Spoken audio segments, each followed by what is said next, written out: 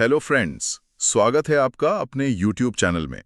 इस वीडियो में हम पढ़ेंगे एआई की सहायता से यूपी पुलिस कांस्टेबल का जागरण सीरीज का हिंदी का प्रैक्टिस सेट नंबर 4, जो आपको एकदम मूवीज की तरह सुनकर याद हो जाएगा। तो चलिए शुरू करते हैं। तो चलिए प्रश्न 1 से शुरुआत करते हैं। इसमें पूछा गया है कि अर्धमागधी अपभ्रंश से कौन सी बोली विकसित हुई है, और सही उत्तर है पूर्वी हिंदी। अब ये अपभ्रंश आखिर होता क्या है? इसे ऐसे समझिए कि कोई भी भाषा ना पानी की तरह होती है, जो हमेशा बहती है और अपना रूप बदलती रहती है। बिल्कुल। तो अपभ्रंश का मतलब ही होता है परिवर्तित रूप। जब पुरानी भाषाएं बदल रही थीं, तो उनके कई क्षेत्रीय रूप बन गए, और इसी अर्धमागधी से हमारी पूर्वी हिंदी का जन्म हुआ। अरे वाह, मतलब भाषा सच में एक बहती नदी है। हाँ, और इसी नदी में जब हम शब्द बनाते हैं, तो मुझे प्रश्न 2 बहुत दिलचस्प लगा। इसमें पूछा गया है कि 1 से अधिक उपसर्गों वाले शब्द कौन से हैं। सही उत्तर है पर्यावरण, असुरक्षित और अत्याचार। क्या ये उपसर्ग किसी लेगो ब्लॉक्स की तरह काम करते हैं? हाँ, लीगो ब्लॉक्स वाली तुलना एकदम सटीक है। पर्यावरण को ही लीजिए, ये बना है परि और आ, इन 2 उपसर्गों के साथ वर्णमूल शब्द जुड़ने से। अच्छा, तो मतलब ब्लॉक्स के ऊपर ब्लॉक्स जोड़ते चले जाते हैं। बिल्कुल। इसी तरह असुरक्षित में अ और सु 2 उपसर्ग लगे हैं, और अत्याचार में अति और आ। समझ गया। अब अगर प्रश्न 3 देखें तो पूछा गया है कि दंत्य वर्ण कौन सा नहीं है, और सही उत्तर है ट। हाँ, इसे हम खुद आजमा कर देख सकते हैं। बिल्कुल, मैंने खुद बोलकर देखा। जब मैं त थ बोलता हूं तो मेरी जीभ दांतों से टकराती है, लेकिन ट बोलते समय जीभ पीछे की तरफ मुड़कर तालू पर लग रही है। जिस कठोर हिस्से पर आपकी जीभ टकराई ना, उसे व्याकरण में मूर्धा कहते हैं। ओहो, अच्छा। हाँ, इसीलिए ट वर्ग को दंत्य नहीं बल्कि मूर्धन्य वर्ण कहा जाता है। मतलब हमारा पूरा शरीर ही एक यंत्र है। चलिए प्रश्न 4 पर आते हैं। सर्वनाम से बनी भाववाचक संज्ञा कौन सी है? सही उत्तर है अपनापन। अपना एक निजता दिखाने वाला सर्वनाम है, लेकिन जब इसमें पन जुड़ता है तो अपनापन एक ऐसी अवस्था बन जाती है जिसे छुआ नहीं जा सकता। सिर्फ महसूस किया जा सकता है। सही कहा। इंसान ने अपनी अमूर्त भावनाओं को व्याकरण में बहुत खूबसूरती से ढाला है। बहुत खूब। और प्रश्न 5 में विशेषण के लिंग के बारे में पूछा गया है। सही उत्तर है विशेष्य के अनुसार। हाँ, ये एक बहुत सीधा नियम है। इसे समझने के लिए ना मेरे दिमाग में एक चित्र बन रहा है। मान लीजिए विशेष्य एक नर्तक है और विशेषण उसकी वेशभूषा। तो वेशभूषा हमेशा नर्तक के अनुसार ही बदलेगी ना? हाँ, बिल्कुल। ये शानदार रूपक है। अगर नर्तक पुल्लिंग है तो हम कहेंगे अच्छा लड़का, और स्त्रीलिंग है तो अच्छी लड़की। विशेषण की अपनी कोई स्वतंत्र पहचान या लिंग नहीं होता। ये तो वो हमारा पहला सेक्शन। अब प्रश्न 6 की बात करते हैं, जहां शब्दों के अनेक रूप हैं। खग के अर्थ पूछे गए, और सही उत्तर है उपयुक्त सभी, यानी मन, तारा, बाण और पक्षी। ये थोड़ा चकरा देने वाला है। ये मेरी पसंदीदा व्युत्पत्तियों में से एक है। खग शब्द 2 हिस्सों से बना है। ख, जिसका अर्थ होता है आकाश या शून्य, और ग मतलब गमन करने वाला। अच्छा, तो जो भी आकाश में चले वो खग? सही पकड़ा। पक्षी आसमान में उड़ते हैं, तारे अंतरिक्ष में चलते हैं, बाण हवा में जाता है, और हमारा मन? वो तो ख्यालों के आकाश में सबसे तेज गमन करता है। इसीलिए ये सभी खग कहलाते हैं। मतलब गजब है। प्रश्न 7 पर आते हैं, जो एक मुहावरा है, छाती पर मूंग दलना। सही उत्तर है बहुत परेशान करना। इसका दृश्य सोचिए, कोई सीने पर बैठकर कठोर मूंग पीस रहा है। हाँ, मुहावरे हमेशा हमारे ग्रामीण जीवन के सजीव दृश्य होते हैं। उसी कष्टदायी शारीरिक स्थिति से यह अर्थ निकला है। और प्रश्न 8 भी ऐसा ही एक दृश्य है। चिड़िया आकाश में उड़ रही है, में कौन सी क्रिया है? सही उत्तर है अकर्मक। हाँ, और बहुत से विद्यार्थी यहाँ उलझ जाते हैं। बिल्कुल, वो आकाश को कर्म मान लेते हैं, जो कि गलत है। क्या उड़ रही है का जवाब है चिड़िया, जो कि करता है। आकाश तो सिर्फ वो स्थान है जहाँ क्रिया हो रही है। मतलब कर्म की आवश्यकता ही नहीं है। बिल्कुल, इसीलिए उड़ना हमेशा अकर्मक क्रिया होती है। समझ गया। प्रश्न 9 है, एक वचन में प्रयुक्त होने वाला शब्द।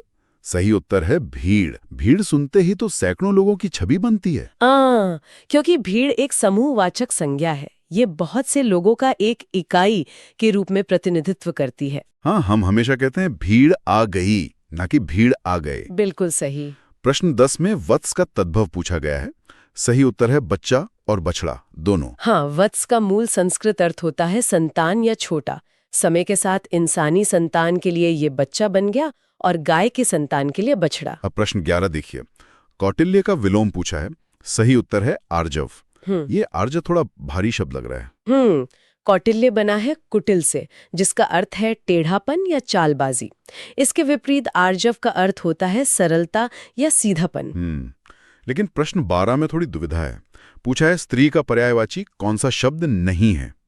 श्रुत में सही उत्तर ललाम दिया गया है। हाँ, ललाम का अर्थ सुंदर या मनोहारी होता है। लेकिन विकल्पों में तरुण भी है, वो भी तो स्त्री का पर्यायवाची नहीं है। बिल्कुल, यहाँ विश्लेषणात्मक सोच काम आती है। तरुण का अर्थ युवा पुरुष होता है, स्त्री के लिए तरुणी का प्रयोग होता है। तो तकनीकी रूप से तरुण और ललाम दोनों ही पर्यायवाची नहीं है। हाँ, विद्यार्थियों को ऐसी स्थितियों में आंख मूंदकर भरोसा नहीं करना चाहिए। प्रश्न 13 है साहित्य से। मैला आंचल के लेखक कौन है। सही उत्तर है फणीश्वर नाथ रेणु। रेणु जी ने हिंदी साहित्य में आंचलिक उपन्यासों की एक तरह से नींव रखी थी। इसमें कोई एक इंसान नहीं, बल्कि पूरा का पूरा क्षेत्र और वहां की भाषा ही उपन्यास का नायक बन जाती है। क्या बात है।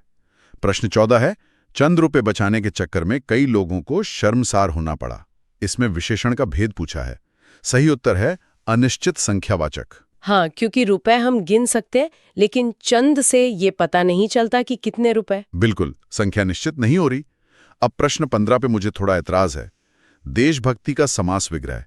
सही उत्तर है देश के लिए भक्ति, यानी संप्रदान तत्पुरुष। लेकिन लोग तो आम बोलचाल में देश की भक्ति कहते हैं ना। हाँ, कहते हैं, पर व्याकरण के हिसाब से वो गलत है। वो क्यों? क्योंकि संबंध कारक यानी का की के वहां लगता है जहां किसी का मालिकाना हक हो, जैसे राम की पुस्तक। अच्छा। लेकिन देश कोई इंसान नहीं जो भक्ति पर हक जताए। भक्ति एक भावना है जो आप किसी के लिए अर्पित करते हैं। और जहां कुछ देने का भाव हो, वहां हमेशा संप्रदान कारक यानी के लिए ही आता है। मतलब भावना के स्तर पर जाकर व्याकरण को समझना ही असली ज्ञान है।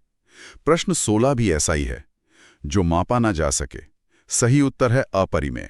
हाँ, गणित में भी हम परिमाप पढ़ते हैं ना, जिसे मापा जा सके। बिल्कुल, जिसकी सीमा ना हो वो अपरिमेय हो गया।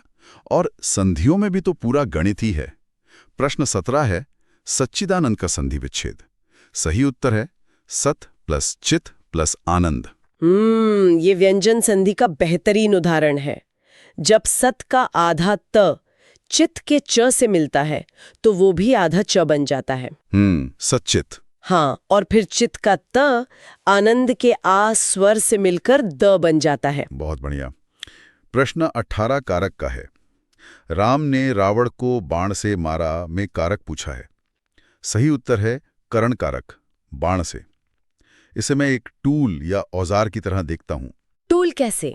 जैसे लकड़हारा कुल्हाड़ी से पेड़ काटता है तो कुल्हाड़ी उसका टूल है। वैसे ही राम का टूल बाण था, जिससे काम पूरा हुआ। एकदम सही। जिस साधन या माध्यम से क्रिया पूरी होती है वो करण कारक होता है। प्रश्न 19 वाच्य के बारे में है। वाच्य क्या है? सही उत्तर है क्रिया का रूपांतरण। हाँ, जिसे अंग्रेजी में हम वॉइस कहते हैं। ये बस ये बताता है कि वाक्य का मुख्य केंद्र क्या है, कर्ता, कर्म या भाव। प्रश्न 20 और 21 में श्रुति सम भिन्नार्थक शब्द हैं। 20 में तनय का पर्यायवाची है पुत्र और 21 में दुम और द्रुम का अर्थ है पूंछ और पेड़। ऐसे शब्द अक्सर परीक्षाओं में उलझा देते हैं क्योंकि ये सुनने में एक जैसे लगते हैं। हाँ, प्रश्न 22 तो मेरा फेवरेट है। हेतु हेतु मद भूतकाल। सही उत्तर है सावधानी बरतते तो दुर्घटना ना होती। ये मुझे किसी टाइम मशीन की तरह लगता है। हाँ, टाइम मशीन कैसे? मतलब अतीत में जाकर कहें कि अगर ऐसा हुआ होता तो उसका परिणाम वैसा होता। एक शर्त पर आधारित अतीत। बिल्कुल। जब बीते हुए समय में एक क्रिया का होना दूसरी पर निर्भर करता हो तो उसे हेतु हेतुमत भूतकाल कहते हैं। अब प्रश्न 23 से हमारा साहित्य का पोषण शुरू होता है। हिंदी का प्रथम महाकाव्य कौन सा है? सही उत्तर है पृथ्वीराज रासो। चंद बरदाई की यह रचना सिर्फ साहित्य नहीं है बल्कि हमारी ऐतिहासिक धरोहर भी है। और प्रश्न 24 है, कलम का सिपाही किसे कहा जाता है? सही उत्तर है प्रेमचंद। उन्होंने सच में बंदूक की जगह अपनी कलम से लड़ाई लड़ी। हाँ, समाज की कुरीतियों के खिलाफ। प्रश्न 25 में कोष्ठक या ब्रैकेट का प्रयोग पूछा है। सही उत्तर है शब्द को स्पष्ट करने के लिए। ताकि वाक्यों का प्रवाह न टूटे और पढ़ने वाले को अतिरिक्त जानकारी भी मिल जाए। प्रश्न 26 है हिंदी की प्रथम कहानी। सही उत्तर है इंदुमती। और साहित्य सम्मान की बात करें तो प्रश्न 27 है व्यास सम्मान के प्रथम लेखक कौन थे? सही उत्तर है रामविलास शर्मा। शर्मा जी हिंदी साहित्य के एक बहुत प्रखर आलोचक थे। प्रश्न 28 है अन्वीक्षा में कौन सी संधि है? सही उत्तर है यण संधि। हाँ, इसका नियम है कि जहां ई, उ, री के बाद कोई भिन्न स्वर आए तो वो य, व, र में बदल जाते हैं, जैसे अनु और ईक्षा का मिलना। समझ गया। प्रश्न 29 है जब शब्द की आवृत्ति बार बार हो पर अर्थ अलग हो तो कौन सा अलंकार होता है? सही उत्तर है यमक अलंकार। इसका सबसे मशहूर उदाहरण है कनक कनकते सौगुनी। हाँ, एक कनक सोना और दूसरा धतूरा। बिल्कुल, शब्द एक ही है लेकिन अर्थ नया है। और प्रश्न 30 है सरस्वती सम्मान के प्रथम साहित्यकार। सही उत्तर है हरिवंश राय बच्चन। प्रश्न 31 है मैथिली के सुप्रसिद्ध कवि। सही उत्तर है विद्यापति, जिन्हें मैथिल कोकिल भी कहा जाता है उनकी मीठी भाषा के कारण। अरे वाह। प्रश्न 32 है सिर मुड़ाते ही ओले पड़ना। सही उत्तर है कार्यारंभ होते ही विघ्न पड़ना। हाँ, सोचिए कोई अभी सिर मुंडवाए और बर्फ गिरने लगी। हाँ, पहली सीढ़ी पर ही काम बिगड़ गया। प्रश्न 33 है विस्मय किसका स्थायी भाव है?